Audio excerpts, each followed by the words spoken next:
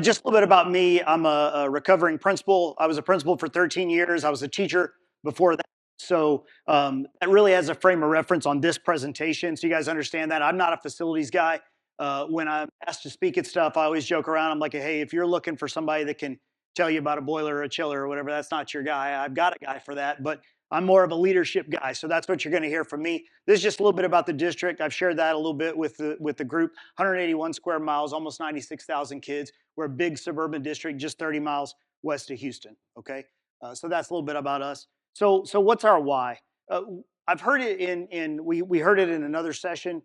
We've got to train professionals. We've got to have professionals in our group, in our operations group. No longer can we have an organization where you got a couple of dudes go out and fix some stuff. Right? Those days are gone, folks. Those days are gone.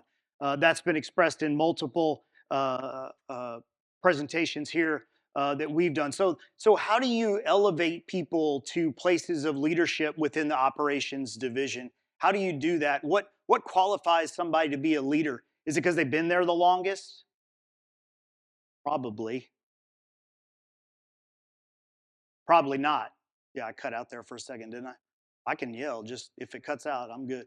But that's probably not the right thing to do. And do we just assume that they know how to lead when they get those positions? Right? These are folks that do the real work.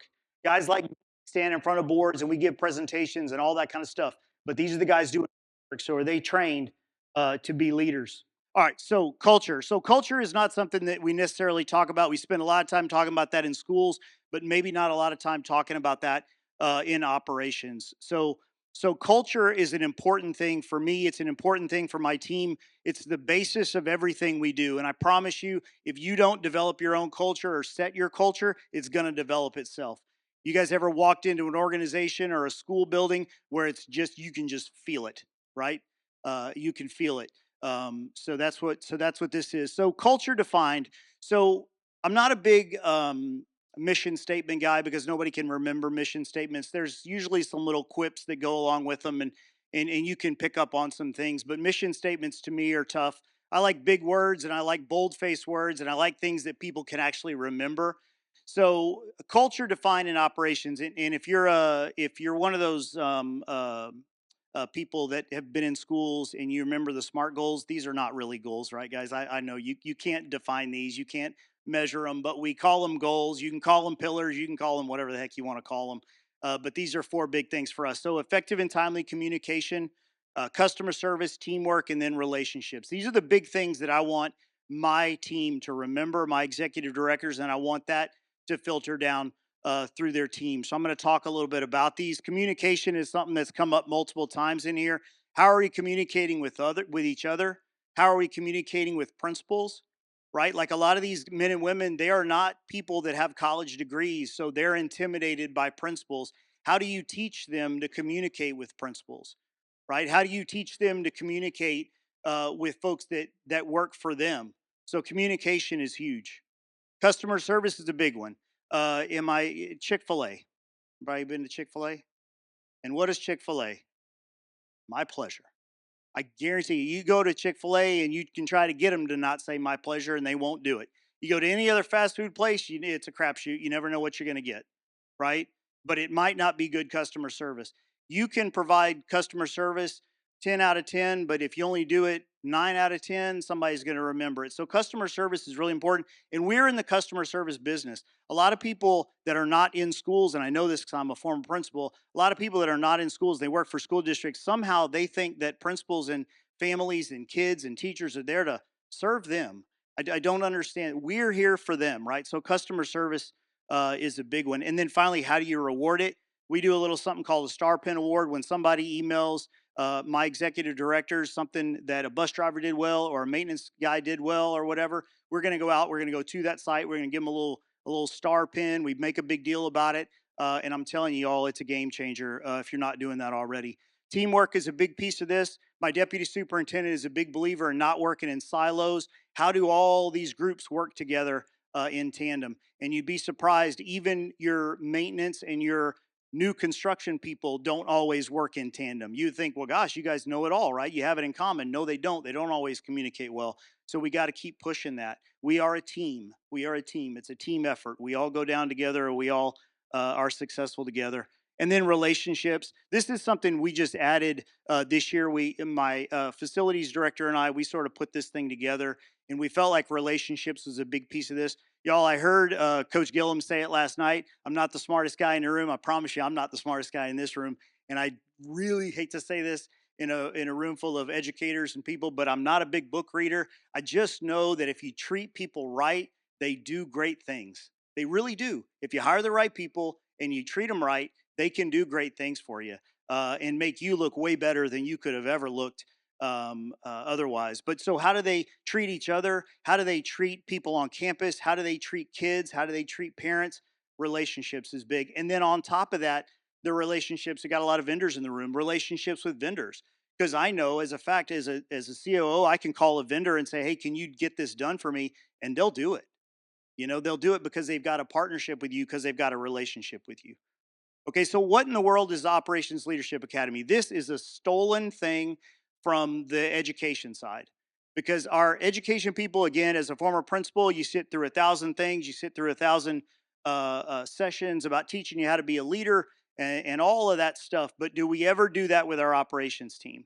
And I don't need a show of hands, but it's a pretty safe bet that most of us don't spend a lot of time on leadership and developing leaders in the operations division, but we do in Katy ISD, and we stole this idea from our deputy superintendent, who developed an aspiring principals academy. Call it the APA, whatever. We're big on those kind of things. But anyway, APA. So we've got all these principals that are going to retire in the next 10 years, and they develop them. So look, let's do that with operations people. Why not? And we put this thing together, and we're able to reinforce our pillars, our goals, if you will, through the Operations Leadership Academy. And who are these people that we train? These are mid-level director people, assistant director level people, folks that are out on the front lines. This year we've moved it down to supervisors and those kind of folks, and we're going to teach them the things that we think and that they think they need to be successful in the field, and all revolving around leadership. So maintenance, our facilities people, our transportation folks, and our food service team, and they all work together. We drag them into a room like this. We separate them out amongst different departments, because there's no way I'm letting one department sit by themselves, because you know they will. They won't learn anything from each other. And man, it's been awesome, because they go in there and they really do learn from each other. And they realize that each department has a little something in common. They realize that there's value in the things that they do in each of these departments. And it's really been cool. Each one of them have a little something to offer. So these are just some topics, and this is stuff that we came up with on our own, knowing how our mid-level manager folks struggle with things, and then some of them have been added after we've done a year-long leadership academy with these guys, and say, okay, we thought you needed this, but what do you think?